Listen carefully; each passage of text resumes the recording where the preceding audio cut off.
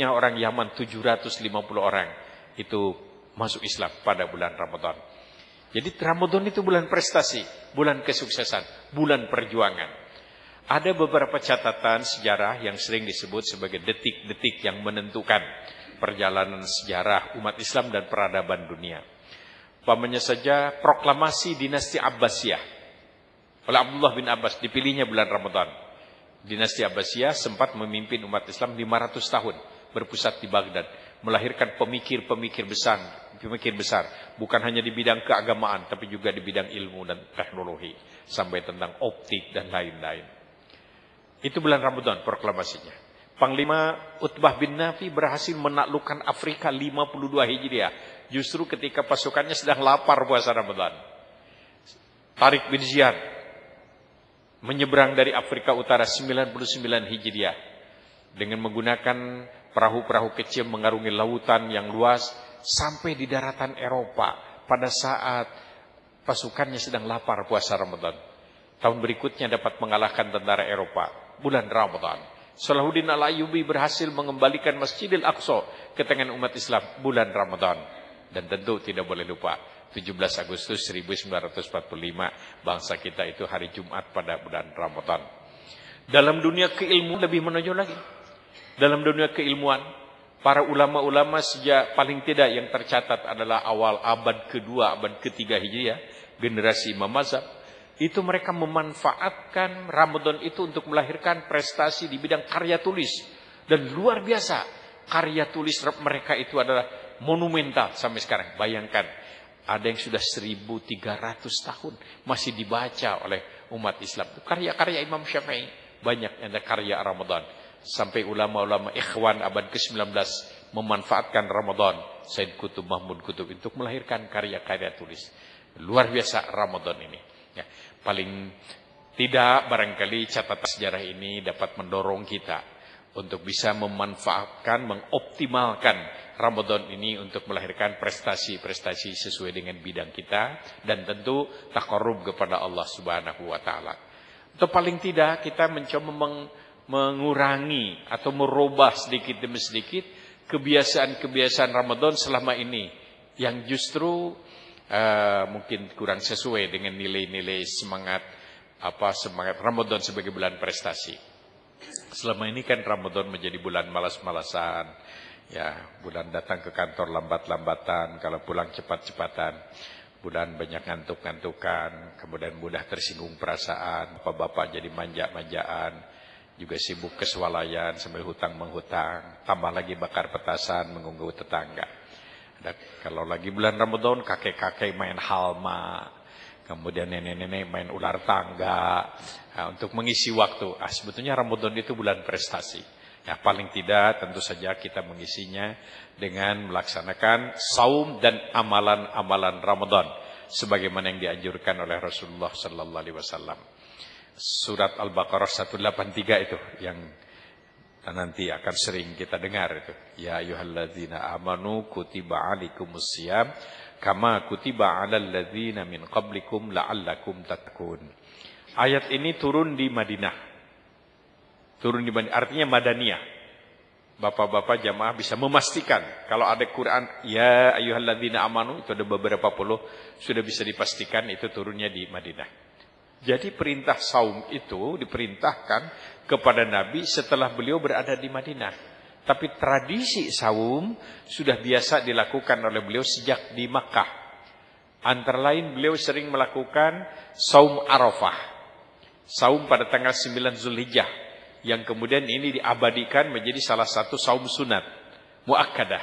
Saum sunat yang penting bagi mereka yang sedang tidak melaksanakan ibadah haji. Sedangkan bagi mereka yang sedang melaksanakan ibadah haji, Nabi dan para sahabat memberi contoh tidak saum. Karena sedang melaksanakan puncak upacara ibadah haji, wukuf di Arafah. Jadi bagi yang tidak sedang melaksanakan ibadah haji. Allah mewajibkan saum kepada kita, sedikit masuk daerah fikih. Ada 4 macam saum yang wajib. 1 saum Ramadan, yang insya Allah akan kita laksanakan tadi mulai tanggal 11 nanti. Yang kedua ada saum qadha. Saum qadha itu saum Ramadan tapi dilaksanakan pada bulan lain. Seorang wanita yang sedang haid atau nifas haram puasa, wajib qadha. Nah itu qadha. Orang yang sedang dalam perjalanan jauh boleh tidak puasa, wajib qadha. Mereka yang sedang sakit parah boleh tidak puasa, wajib qadha. Itu saum qadha. Ibu-ibu yang sedang menyusukan anak atau sedang hamil boleh tidak puasa, wajib ganti. Gantinya boleh qadha atau fidyah. Biasanya ibu-ibu pilih fidyah, enggak qadha. Sebab kalau qadha ibu yang bayar, kalau fidyah suaminya yang bayar. Nah, ini adalah qadha. Kemudian para ulama beda pendapat. Bagaimana kalau orang sengaja malas saja tidak puasa? Ada yang mengatakan enggak usah qadha, enggak ada dasarnya. Tapi sebagai ulama yang karena dibenarkan aja harus qadha, apalagi yang secara sengaja begitu. Selain wajib tobat juga wajib qadha. Saya setuju yang ini. Jadi qadha juga lah, selain juga bertobat kepada Allah Subhanahu wa taala. Kemudian ada saum namanya saum nazar. Ada eksplisit dalam hadis. Jadi kalau kita bernazar saum hari Senin Kamis yang asalnya sunat berubah menjadi wajib. Nah, kalau saya lulus, kalau anak saya diterima di UI, nazar nih mau saum hari Senin dan Kamis 2 kali. Saum Senin Kamis itu menjadi wajib, ya. Wajib. Nah, selain itu kan sunat, kecuali di bulan Ramadan, wajib juga itu. Tidak boleh lah kita saum Senin Kamis lah nanti bulan Ramadan. Kalau Ramadan memang harus setiap hari kan. Kemudian selanjutnya ada saum kifarat. Saum kifarat. Saum kifarat itu denda. Jadi perbuatan dosa tertentu harus ditebusnya itu dengan puasa. Ada yang 3 hari, ada yang 10 hari, dan ada yang 60 hari. Kalau 3 hari itu 3 kasus. 1, sumpah palsu. Nah, jadi kalau waktu masuk, karyawan PLN bersumpah, demi Allah, saya akan mementingkan kepentingan negara daripada kepentingan diri sendiri. Atau melanggar, puasa 3 hari itu. Nah, kifarat sumpah itu. Karena pakai demi Allah dulu. Nah, kedua, nazar tidak kesampaian. Nazar enggak kesampaian. Nah, kalau bisnis saya untung, nazar saya mau baca Quran 2 hari tamat begitu. Baru selesai, baru sampai surat Al-Baqarah udah pingsan, enggak ada bakat. Udah tamat Quran, udah kifarat aja 3 hari puasa itu. Yang ketiga, kalau ila itu dalam fikih munakah perkawinan. Suami mengharamkan istri. Kalau suami mengatakan demi Allah haram kamu, haram betul. Tidak boleh suami itu menggauli istrinya, baru halal setelah puasa 3 hari. Memang ada alternatif memberi makan 10 fakir miskin. Ada dalam Quran. Kalau yang 10 hari kaitan dengan ibadah haji. Tidak biasa disebut kifarat, tapi biasanya saum pengganti dam tamattu atau dam qiran. Jadi kalau kita melaksanakan ibadah haji, umroh dulu, 95% lebih jamaah Indonesia mengambil tamattu. Umroh, setelah tahlul ganti dulu pakaian.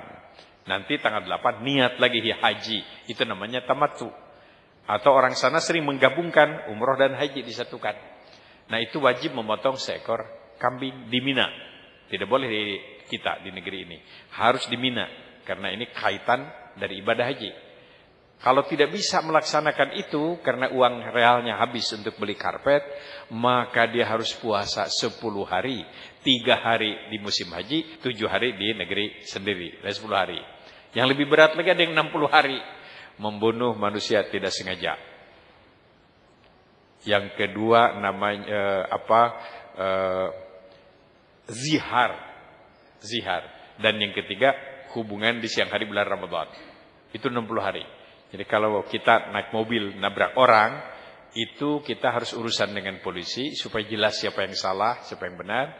Urusan dengan keluarga, membayar diat dalam fikih, yaitu uang luka. Berapa tergantung. Kemudian yang ketiga adalah urusan dengan Allah yang punya nyawa. Tadi saum 60 hari. Kemudian yang kedua tadi zihar. Suami menyatakan, kalau dalam bahasa Arabnya anti kazahri ummi.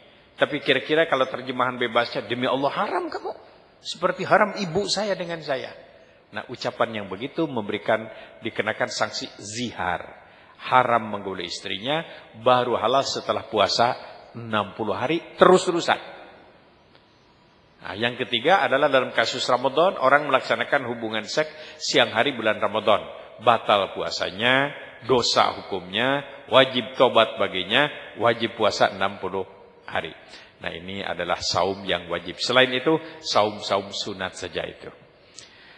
Nah, selanjutnya Quran menyatakan sebagaimana saum itu diwajibkan kepada umat sebelummu. Jadi rupanya saum ini merupakan sebuah ketentuan yang universal. Para nabi dahulu juga mengajarkan saum, seperti halnya juga mengajarkan sholat dan zakat. Nabi Musa mengajarkan puasa 40 hari untuk Bani Israel. Nabi Dawud mewariskan saum sehari tidak, yang dilanjutkan oleh Nabi Sulaiman, dan kemudian juga ini dijadikan salah satu syariat Rasulullah sallallahu alaihi wasallam, tapi bagian dari saum sunat.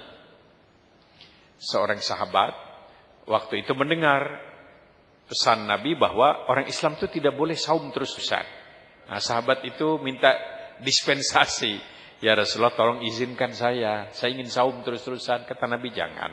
Kamu kan punya tugas, harus cari nafkah, kadang-kadang berat.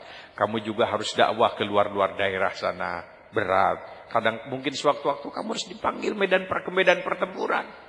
Ya Rasulullah, saya siap sambil saum. Saya dakwah terus, mencari nafkah terus, perang juga nggak apa-apa sambil saum. Lah, kata Nabi, kamu kan punya istri. Istrimu itu harus juga dihargai. Oh, istri saya ridho ya Rasul kalau saya saum. Kata Nabi, kalau kamu ingin juga saum, lakukan aja saumu Dawud. Jadi sehari saum, sehari tidak. Jadi boleh kita, tentu di luar Ramadan. Kalau bulan Ramadan nggak boleh saum Dawud deh, kita di bulan Ramadan nggak boleh. Jadi ada saum Dawud, ada sholatu Dawud, Pak. Sholat Dawud itu, gini, Nabi Dawud dan Nabi Sulaiman membiasakan sholat, tidur separuh malam, bangun sepertiga malam, tidur lagi seperenam malam. Beberapa sahabat melakukan begitu. Nah, boleh juga saum Dawud dan sholat Dawud, dan saum Sulaiman dan sholatu Sulaiman. Dua nabi yang berhasil selain menjadi nabi dan rasul, jadi penguasa. Ya, Raja David, King David, Raja Dawud, Raja Sulaiman atau King Solomon, sukses. Tapi kalau Bapak saum Dawud dan sholat Dawud, jangan minta jadi raja lah. Karena banyak di Pulau Jawa, di Jawa Barat, raja-raja nggak terurus, Raja Polah, Raja Mandala dan lain-lain itu. Semua agama ternyata mengajarkan puasa kecuali Konghucu. Judaism mengajarkan tentang puasa untuk meredam murka Tuhan. Jadi kalau banyak musibah, menurut teologi Yahudi, ini Tuhan lagi murka, marah. Supaya tidak marah terus-terusan, puasa orang Yahudi. Kemudian tidak disebutkan harinya. Kemudian dalam Katolik ada puasa, hari-hari tertentu tidak makan, tidak minum. Cuma kalau yang kecil-kecil boleh itu. Kayak sukro gitu boleh. Itu. Kalau timbal nggak boleh. Kemudian Hindu dan Buddha syarat dengan ajaran-ajaran konsep samsara. Falsafah teologinya kata ini kan samsara, semakin sengsara semakin mulia, semakin menderita semakin dekat dengan Tuhan yang Maha Kuasa. Makanya ada berhari-hari tidak makan tidak minum. Semakin lama tidak makan tidak minum bertapa, semakin dekat ya dia dengan Tuhan, begitu. Teologi dari Hindu dan Buddha. Nah, Konghucu secara tertulis tidak ada ajarannya tentang puasa, tapi banyak orang-orang Chinese yang Konghucu itu ikut puasa juga. Kalau bulan Ramadan tuh di Bandung banyak anak Cina yang Chinese yang Konghucu itu ikut puasa. Nanti kalau mau lebaran, zakat juga dia titip zakat. Tapi enggak saya beritahu alamatnya supaya tidak diminta sumbangan.